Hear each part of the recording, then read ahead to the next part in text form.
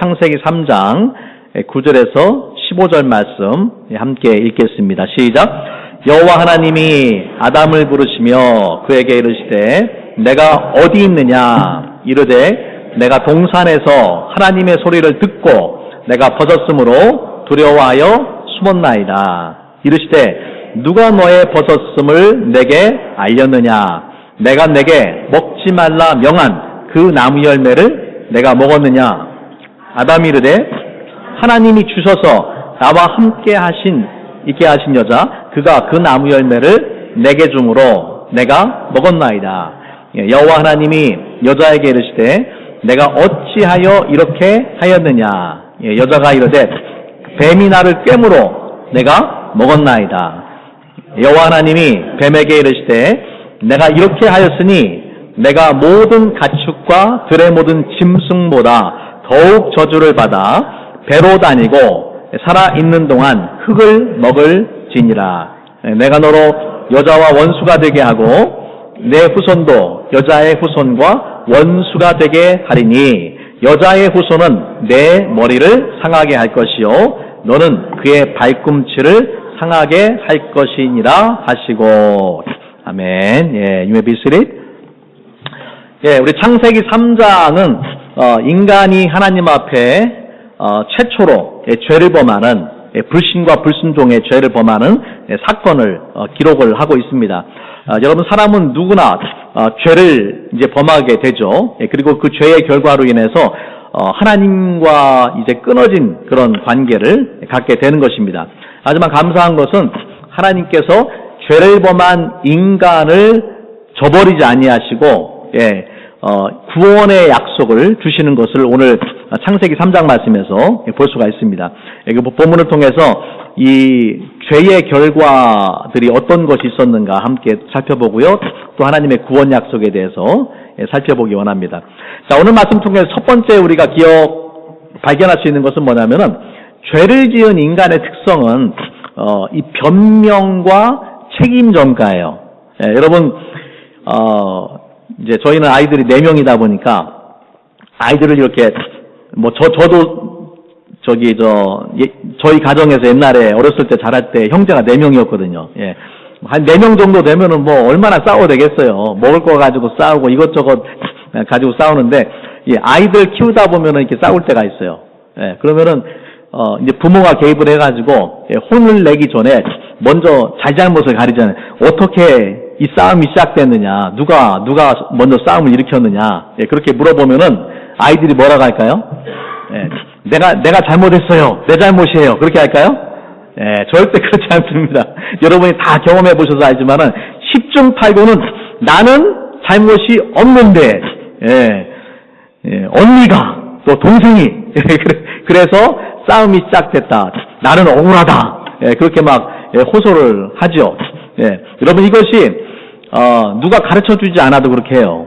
이것이 죄를 지은 인간의 특성이에요.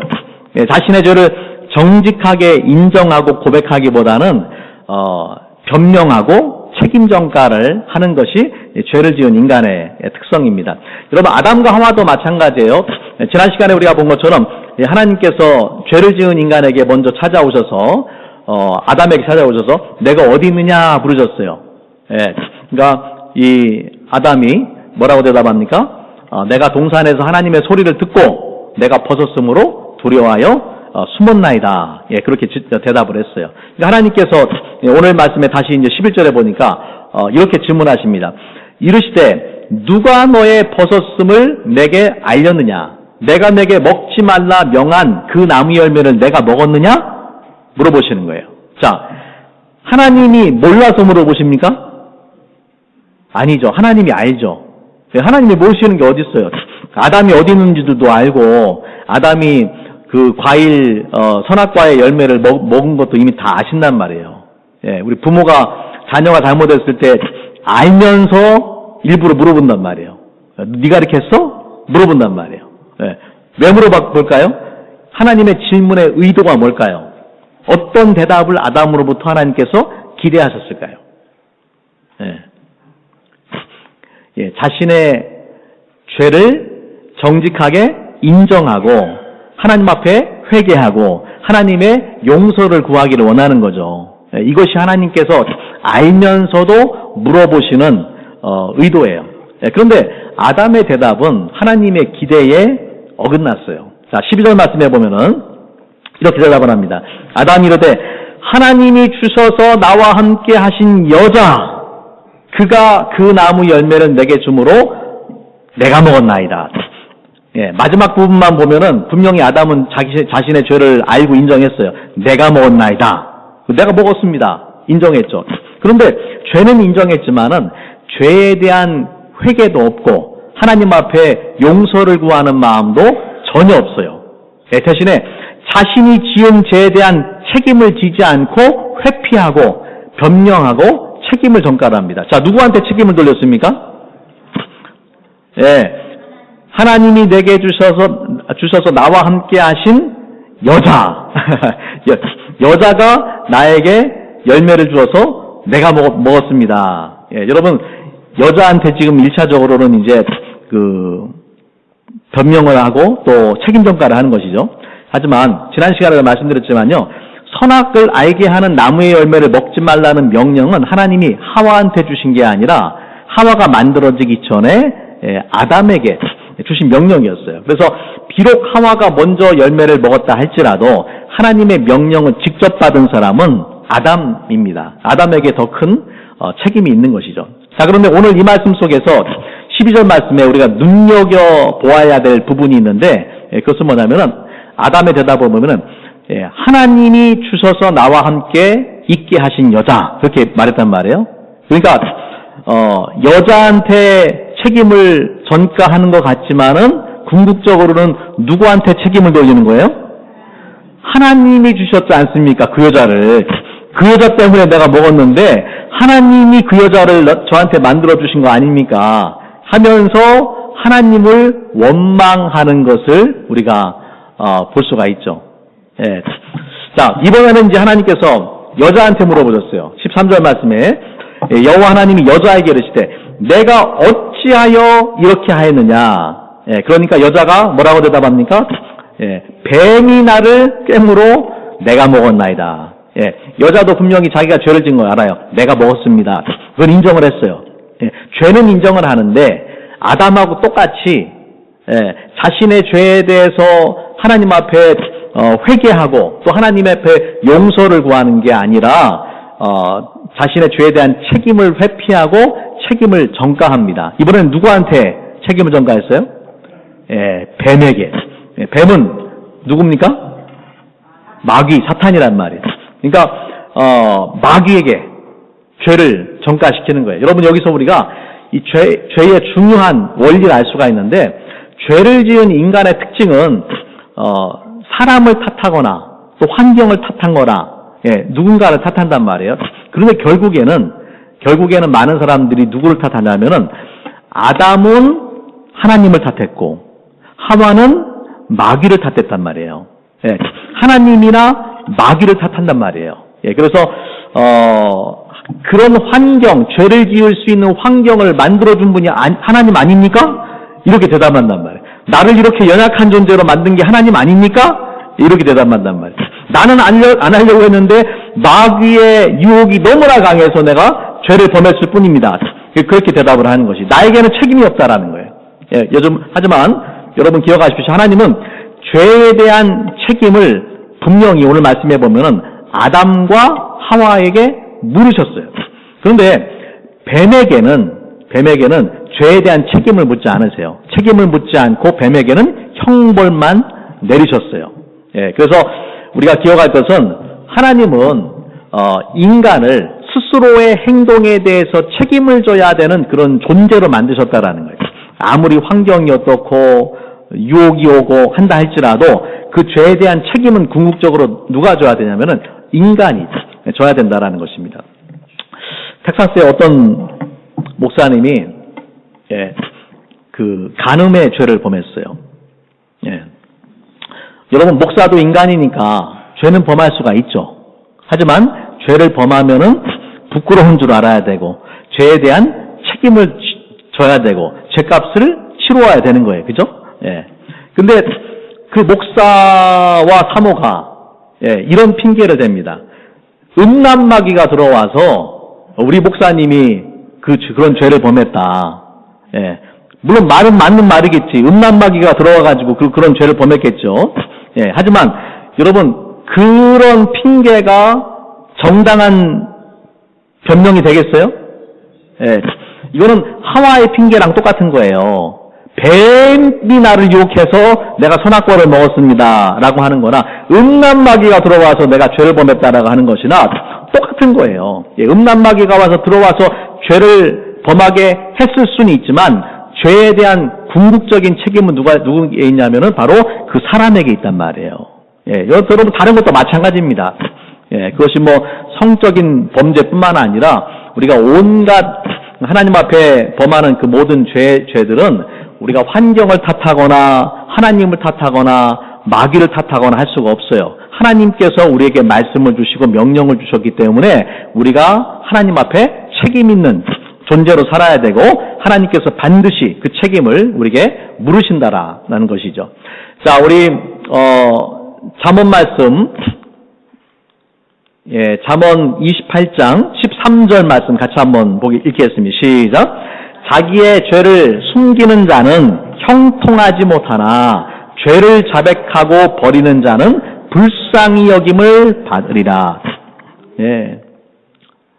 똑같이 죄를 범했어도 죄를 숨기는 사람이 있고 자기의 죄를 자백하고 버리는 사람이 있다. 죄를 숨기는 사람은 하나님의 무서운 형벌을 피할 수가 없고 자신의 죄를 인정하고 하나님 앞에 나오는 사람은 어떻게 됩니까?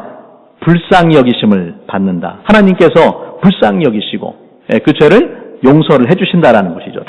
자, 요한일서 1장 8절부터 9절입니다. 시작. 만일 우리가 죄가 없다고 말하면 스스로 속이는 것이요 또 진리가 우리 속에 있지 아니할 것이요 만일 우리가 우리 죄를 자백하면 그는 미쁘시고 의로우사 우리 죄를 사하시며 우리를 모든 불의에서 깨끗하게 하실 것이니라. 우리가 죄가 없습니다 라고 말하면은 자기 스스로를 속이는 것이다. 하지만 우리가 우리의 입술로 죄를 자백하면은 하나님께서 우리 죄를 용서하시고 또한 우리의 죄를 모든 죄를 깨끗하게 씻어주신다. 그래서 우리가 어떤 문제를 해결하는 첫 번째 단계는 그 문제를 인식하고 인정하는 것입니다.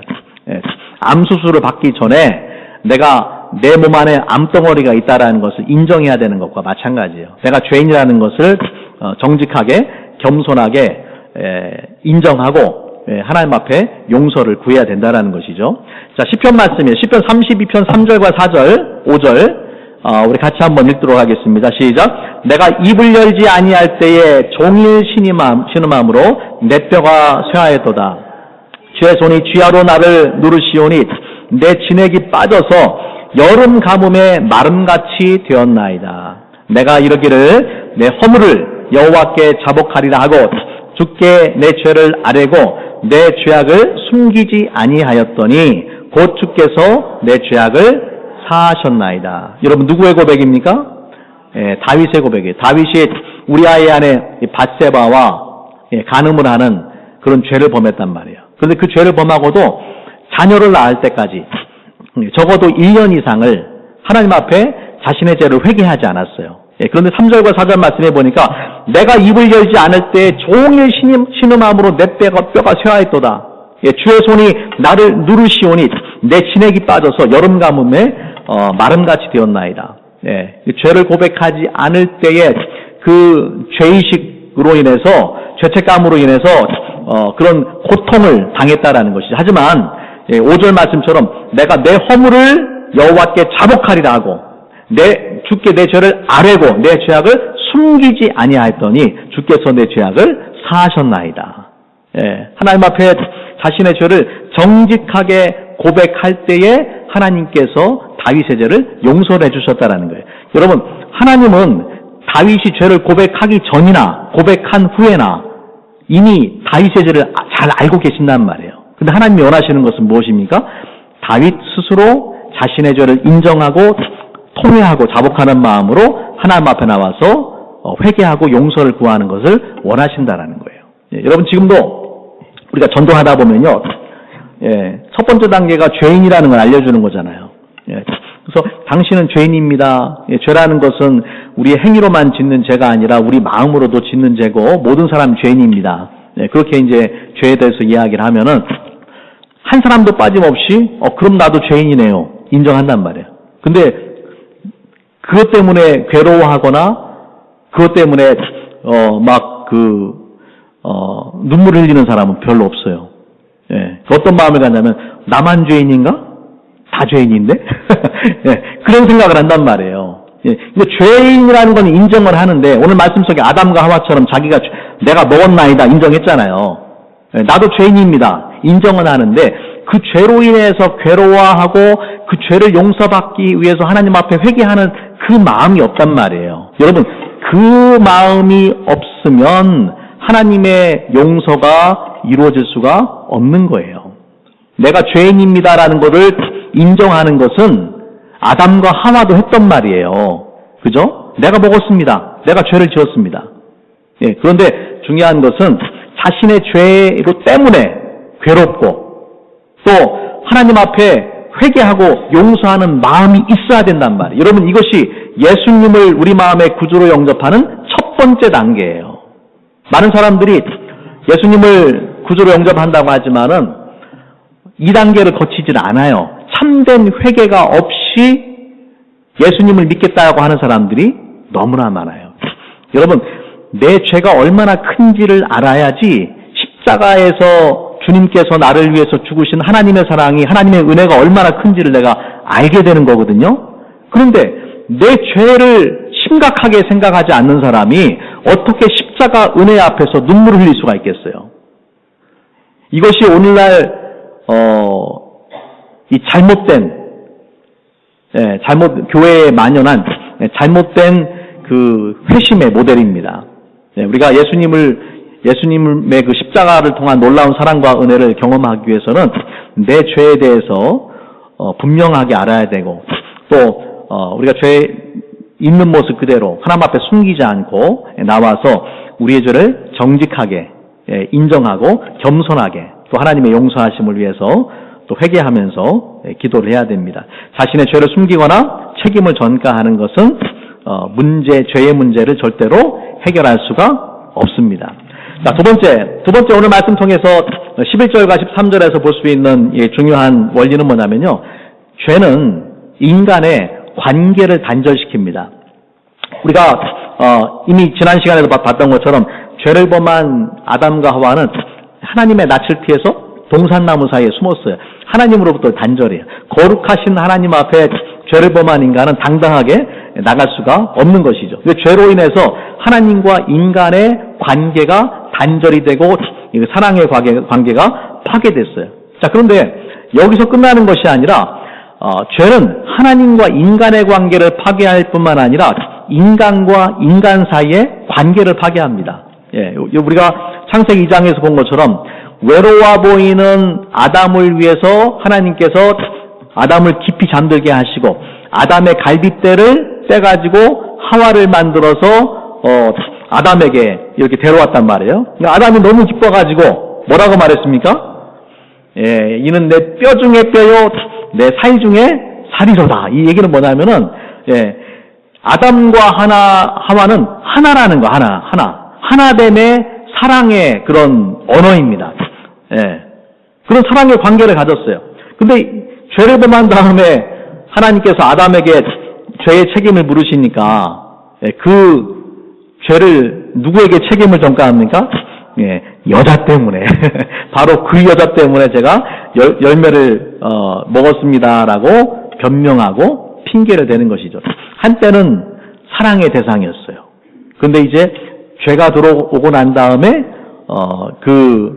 이제 하와를 사랑의 대상이 아니라 자신의 비극적인 운명에 대한 잘못에 대한 책임을 전가하는 대상으로 바꾸게 되는 것입니다. 자, 우리가 이제 창세기 4장에 가면은요, 어떤 사건이 나오냐면은, 아담과 하와의 두 자녀, 가인과 아벨의 관계가 나오죠. 예. 어떤 비극이 벌어집니까? 가인이 아벨을 죽이는 사건이 벌어져요. 여러분, 죄는 계속해서 인간관계를 파괴해 나가는 거예요. 그래서 부부간의 관계가 파괴되고 부모와 자녀의 관계가 파괴되고 또 형제간의 관계가 파괴되고 성도 간의 관계가 파괴되고 친구와의 관계가 파괴되고 이웃과의 관계가 파괴되고 인간관계를 파괴시키는 거예요. 여러분, 이것이 죄의 비극적인 결과입니다. 아담과 하와가 나중에 이제 에덴 동산에 쫓겨나잖아요. 쫓겨나가지고 이제 얼마나 힘들겠어요. 에덴 동산에서는 하나님께 모든 것을 공급해 주셨지만 에덴 밖으로 나가서는 자기 힘으로 이제 먹고 살아야 되는 그런 상황이니까 아마 힘들 때마다 부부싸움을 했겠죠. 그 부부싸움을 할 때 아담이 뭐라고 했을까요? 당신 때문에 지금 우리가 이 고생을 한다. 당신이 그 열매를 먹지만 않았어도, 나한테 주지만 않았어도, 우리가 이렇게 에덴에 있을 때 편하게 살 수 있었는데, 당신 때문에 고생을 한다. 하와는 뭐라고 말했을까요? 준다고 덥석 받아먹냐? 내가 먹으려고 해도 말렸어야지. 하면서 막 티격태격하고 막 원망했겠죠. 이때부터 인류의 이 부부가 원수가 돼가지고, 부부가 싸우는 이유가 뭡니까? 죄인이니까 싸우는 거예요. 죄인이니까. 부부싸움이 그치지 않고 계속됐을 것입니다. 자, 오늘 말씀을 통해 세 번째 우리가 발견할 수 있는 원리는 뭐냐면, 죄에는 하나님의 엄중한 심판이 따른다는 사실입니다. 자, 14절 말씀, 우리가 이게 아까 말씀드렸지만 하나님께서 14절부터 이제 말씀을 보면요, 뱀과 여자와 아담에게 각각 심판을 선고하세요. 그 중에서 첫 번째 심판의 대상이 되는 것은 죄의 원인 제공자가 되었던 뱀에 대한 심판입니다. 하나님께서 뱀에게는 책임을 묻지 않고 뱀에게는 형벌을 가하시는 것을 볼 수가 있는데, 자, 14절 말씀이죠. 여호와 하나님이 뱀에게 이르시되 내가 이렇게 하였으니 내가 모든 가축과 들의 모든 짐승보다 더욱 저주를 받아 배로 다니고 살아있는 동안에 흙을 먹을지니라. 자, 모든 짐승보다라는 이 단어에서 이 보다라는 단어는요, 비교라는 의미보다는 뭐뭐로부터 분리된다, 뭐뭐로부터 구별된다, 그런 의미를 가지고 있어요. 그러니까 다른 가축이나 짐승들과는 구별되어서 저주를 받는다, 그런 의미로 우리가 해석을 할 수가 있습니다.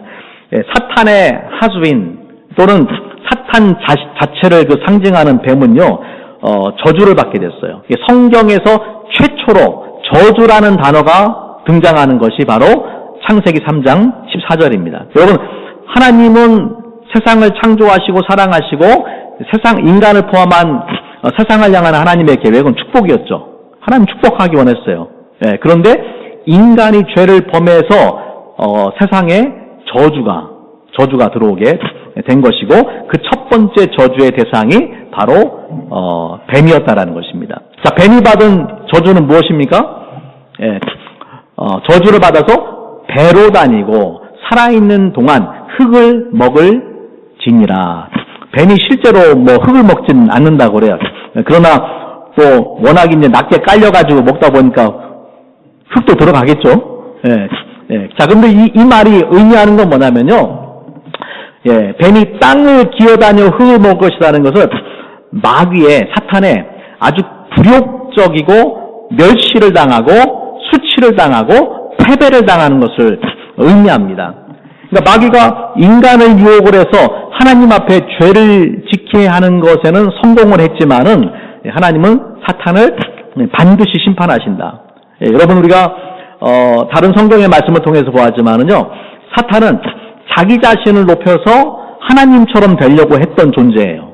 그리고 아담과 하와를 유혹할 때도 너도 이 선악과를 먹으면은 눈이 밝아져서 하나님처럼 될 것이다라고 그렇게 거짓된 메시지를 주어서 유혹을 했단 말이죠. 마귀는 교만한 존재예요. 그런데 하나님처럼 되려고 했던 마귀를 하나님께서 어떻게 하십니까? 가장 낮고 낮은 자리로 보내시는 거예요. 배로 흙에 기어다니면서, 배로 다니면서, 살아있는 동안 흙을 먹을 것이다. 뱀처럼 가장 낮은 존재가 어디 있어요? 그죠? 예, 바짝 엎드려가지고, 예, 그렇게 다니잖아요. 그러니까, 교만했던 이 뱀을 하나님께서 가장 낮고 낮은, 그런 형벌을, 내리셔서 비참한 신세가 되게 만드신 것입니다. 자, 우리가 마태복음 25장 41절 말씀에 보면은, 예수님께서 마지막 날에, 양과 염소를 구분하세요. 양은 구원받을 하나님의 자녀들이고 염소는 심판받을 자들입니다. 그 양은 오른쪽에 염소는 왼쪽에 구분하시는데 그 왼편에 있는 자들에게 뭐라고 말씀하시냐면은 저주를 받은 자들아. 저주를 받은 자. 나를 떠나서 마귀와 그 사자들을 위해서 예비된 영원한 불에 들어가라. 여보세요. 마귀와 그 사자들을 위해서 뭐가 준비됐다고요? 영원한 불이 준비되었다. 영원한 불의 심판이 준비되었다. 그런데 이 영원한 불의 심판에 누가 같이 들어갑니까? 저주를 받은 자들. 예수 그리스도를 믿기를 거부한 사람들. 본래는 지옥의 형벌은 마귀의 사자들, 귀신들, 거짓된 영들, 악한 영들을 위해서 하나님이 만드신 거지만, 인간이 죄를 범하고 그 죄의 문제가 해결되지 않은 상태에서는 바로 마귀에게 속해 있기 때문에 똑같은 운명을 당하게 된다라는 것입니다. 그래서 하나님께서 이 마귀에게 이런 무서운 형벌을 내리시는 것을 볼 수가 있어요. 자, 그런데 감사하게도 우리가 이제 15절 말씀에 가면은요, 반전이 일어납니다. 반전. 지금 이제 분위기가 아주 무거운 그런 상황인데, 15절 우리 같이 한번 읽어보겠습니다. 시작. 내가 너로 여자와 원수가 되게 하고 내 후손도 여자의 후손과 원수가 되게 하리니 여자의 후손은 내 머리를 상하게 할 것이요 너는 그의 발꿈치를 상하게 할 것이니라 하시고. 여러분 창세기 3장 15절은 뱀에 대한 심판과 함께 하나님의 구원의 약속을 보여주는 매우 중요한 말씀이에요. 성경에서 최초로 하나님의 구원의 약속이 나오는 것이 이 3장 15절의 말씀입니다. 그래서 신학자들은 이 말씀을 원시복음 또는 최초의 복음이다. 원시복음이다. 왜냐하면 성경 곳곳에 이 복음에 대한 말씀들이 예언의 말씀들이 등장하지만 그 중에서도 첫 번째 복음에 관한 예언의 말씀이기 때문에 원시복음이다. 최초 복음이다. 그런 용어를 사용을 합니다. 자, 예언의 말씀을 보니까 어떤 예언을 주셨냐면은 너로 여자와 원수가 되게 하고 내 후손도 여자의 후손과 원수가 되게 한다. 그래서 이 뱀의 후손과 여자의 후손이 원수가 되어서 원수가 된다는 이야기는 전쟁이 일어나는 거예요. 영적인 싸움이 일어나는 거예요. 끊임없이 전쟁이 일어나는데 결국에 그 전쟁의 결과가 어떻게 됩니까? 여자의 후손은 내 머리를 상하게 할 것이요 너는 그의 발꿈치를 상하게 할 것이니라. 자, 여기서 여자의 후손이 누굴까요? 여자의 후손은 바로 예수 그리스도를 의미하는 거예요. 예수님께서 인간의 몸, 여자의 후손으로 이 땅에 성육신하여서 태어나시게 되는 것이죠. 자, 뱀의 후손이 그의 발꿈치를 상하게 된다라는 것은 우리가 보통 신학자들이 십자가 사건을 이제 상징한다라고 봅니다. 십자가를 통해서 예수님을 못 박게 되는 것이 이것이 발꿈치를 상하게 하는 거예요. 그런데 예수님께서 십자가에서 무기력하게 돌아가시는 것이 아니라 십자가에서 죽으시고 부활하신단 말이에요. 그래서 그 부활하심으로 말미암아서 마귀의 머리, 뱀의 머리를 상하게 하신 거예요. 뱀의 머리를 상하게 크러쉬한다. 크러쉬한다는 이야기는 그냥 완전히 짓밟아 버리는 것이죠. 그래서 이 말은 예수님께서 마귀에 대해서 완전한 승리를 거두신다. 그런 의미를 갖게 되는 것입니다. 자, 로마서 16장 20절 말씀 같이 한번 읽어보겠습니다. 시작. 평강의 하나님께서 속히 사탄을 너희 발 아래에서 상하게 하시리라. 우리 주 예수의 은혜가 너희에게 있을지어다. 예수께서 뱀의 머리를 상하게 하신 것처럼 그 예수 그리스도의 승리가 누구의 승리가 됩니까? 너희 발 아래서 상하게 하시리라. 저와 여러분의 믿는 자들의 승리가 된다라는 것입니다. 할렐루야. 예, 이게 놀라운 은혜죠. 그래서 여러분 15절 말씀은요, 이 창세기 3장 15절 말씀은 너무나도 놀라운 하나님의 은혜의 말씀이에요. 예, 죄를 범한 인간이 자신의 죄를 회개하지 않고 또 하나님 앞에 나오지 않고 숨었어요. 하나님께서 그 아담에게 먼저 찾아오셨단 말이에요. 이 공의로우신 하나님은 죄에 대해서 반드시 심판하셔야 돼요. 죄에 대한 심판을 선고를 하십니다. 하지만 그럼에도 불구하고 하나님은 죄를 범한 인간을 포기하지 않으셨어요. 죄에 대한 심판을 내리고 하나님께서 그냥 떠나버리셨다라면 인간은 비참한 존재가 돼버리는 거예요. 그런데 놀랍게도 하나님께서 그 인간을 포기하지 않고 죄의 문제를 해결하고 하나님과의 사랑의 관계, 그 축복의 관계를 회복할 수 있는 길을 열어주셨단 말이에요. 이것이 복음이에요. 여러분, 하나님께서 이런 구원의 방법을, 구원의 길을 우리한테 열어주시지 않았다라면은 저와 여러분은 여전히 죄인으로 태어나서 평생 죄를 짓고 스스로 그 죄의 문제를 해결하지 못하고 영원한 불에 들어가서 하나님의 공의로운 심판의 대상이 되어야 되는 그런 존재입니다.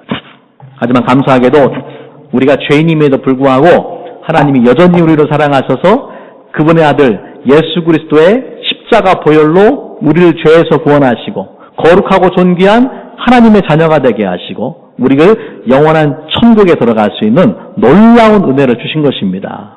예, 여러분 이게 얼마나 놀라운 사랑이에요. 우리 로마서 5장 8절 같이 한번 읽겠습니다. 시작. 우리가 아직 죄인 되었을 때에 그리스도께서 우리를 위하여 죽으심으로 하나님께서 우리에게 대한 자기의 사랑을 확증하셨느니라. 우리가 의인이 아니라 우리가 죄인임에도 불구하고 예수 그리스도께서 우리를 위해서 죽으시고 하나님께서 우리에 대한 자기의 사랑을 확증시키셨다. 그 말은 하나님께서 우리를 얼마나 사랑하는지를 예수 그리스도의 십자가를 통해서 보여주셨다라는 거예요. 하나님께서 우리를 더 이상 사랑할 수가 없어요. 예수 그리스도의 십자가는 하나님의 사랑의 절정이에요. 우리 같이 한번 따라합니다. 하나님은 내가 나를 사랑하는 것보다 나를 더 사랑하신다. 할렐루야. 여러분 믿으십니까? 하나님은 내가 나를 사랑하는 것보다 나를 더 사랑하세요. 저는 처음에 이해가 안 됐어요. 하나님이 왜 나를 사랑하시는지. 내가 나를 봐도 사랑받을 존재가 아니거든요. 근데 성경을 읽을수록 분명한 확신이 드는 게 뭐냐면 하나님이 내가 나를 사랑하는 것보다 나를 더 사랑하시는구나. 그 은혜가 막 느껴지더라고요. 그러니 회개의 눈물이 나고 감사의 눈물이 나는 거예요. 여러분 우리가 어떻게 하나님을 사랑할 수 있습니까? 여러분 하나님 사랑하려고 하지 마세요. 하나님 사랑하려고 한다고 사랑해지는 게 아니에요.